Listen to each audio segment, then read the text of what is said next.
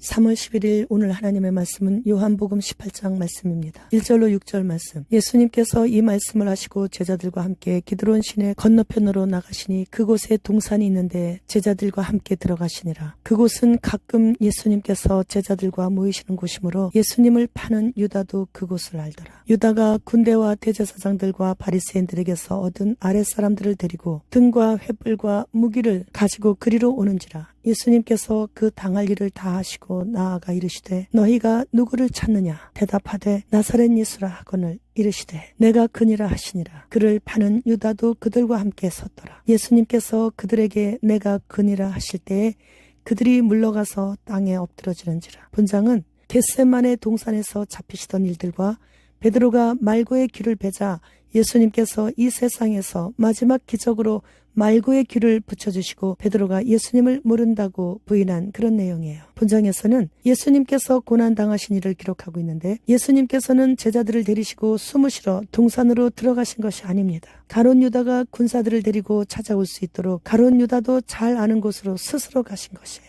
예수님이 잡히실 때는 6월절 무렵이었으므로 보름달이 떠서 환히 잘 보이는데도 등불과 횃불을 준비한 것은 혹시 수풀에 가려 잘 안 보일까 봐서 단단히 무장하고 준비했던 것이죠. 세상에 빛으로 오신 예수님을 잡으러 오면서 등불과 횃불을 들고 온 거예요. 그리고 예수님을 강도나 폭력배를 대하듯이 무기로 검과 몽치를 갖고 온 것이죠.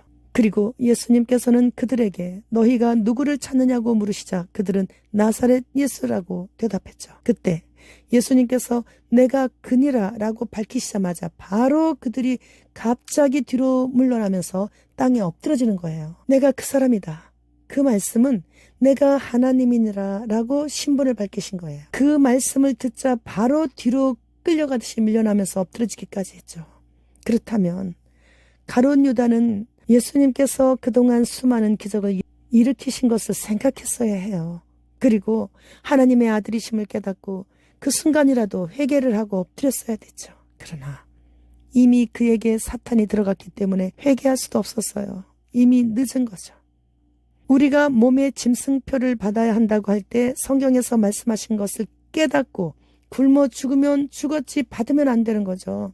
그런데 예수님이 십자가에서 죽으실 것이란 말씀을 듣자 한 자리를 차지하려고 했던 정치적인 야망이 한순간에 다 무너져버린 가룟 유다는 예수님을 증오하고 있었기에 사탄에게 잡히게 되어 결코 사탄의 손안에서 벗어날 수 없었습니다. 결국 가룟 유다는 예수님 앞에 가서 얼굴을 부비며 인사를 함으로 인해 캄캄한 밤임에도 불구하고 예수님의 존재를 저들에게 알려주게 된 거예요. 군사들이 예수님께서 내가 그 사람이다 라고 하시는 그 말씀을 듣자마자 뒤로 끌려가듯이 밀려 엎드러지는 것을 보았지만 사탄에게 잡히면 쉽사리 풀려나지를 못한다는 것을 보여주시는 거죠. 따라서 범사에 하나님께 감사하는 삶을 살게 될 때 사탄의 접근을 막을 수 있는 것입니다. 에덴 동산에서는 사탄이 아담을 습격해서 승리를 이뤘죠. 감람산 동산에서는 예수님께서 친히 사탄과의 싸움에서 뱀의 머리통을 밟아 부서뜨려 온 인류를 죄에서 구원하시는 승리를 거두신 것입니다. 우리는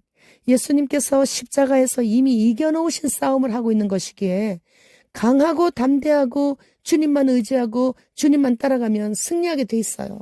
그것은 십자가의 보혈로 죄를 씻고 하나님의 칭의로 의롭다 인정을 받았기 때문에 하나님의 은혜로 사탄을 대적할 수 있는 것이고 대적하는 하나님의 군사들을 사탄은 절대로 대항하지 못하고 피해버리는 것입니다. 주님 오실 날이 몇 날 남지 않은 이때에 그리스도의 군사들은 항상 언제나 어디서나 강하고 담대할 수 있는 거예요. 그래서 사탄도 자신의 때가 얼마 남지 않았음을 요한계시록을 2000년간 보아왔기 때문에 잘 알고 있죠. 그래서 지금은 가장 혼탁하고 어두운 때입니다. 이런 때에 더욱더 경건한 삶을 살기 위해 애써야 하고 내가 거룩하니 너희도 거룩하라고 하신 말씀을 지켜야 하기에 거룩한 삶을 살기 위해 힘써야 하는 때입니다. 흰신 속에 포함된 기생충이 자신의 생식기로 스스로 알주머니를 만들고 부화하여 사람의 피를 먹고 산다고 독일 의료진이 밝혔습니다. 한마디로 접종자는 피가 마르는 고통을 겪는 거예요. 곧 인류의 3분의 1이 죽게 될 텐데 지진이나 화산 등의 자연재해나 전쟁으로 죽는 자보다 생화학 신무기인 이 비루스로 죽는 자가 더 많을 것이라고 합니다. 빌게가 만든 실험실 가짜 고기를 만드는 데 사용한 물질이 암처럼 영원히 몸 안에서 복제가 된다고 합니다.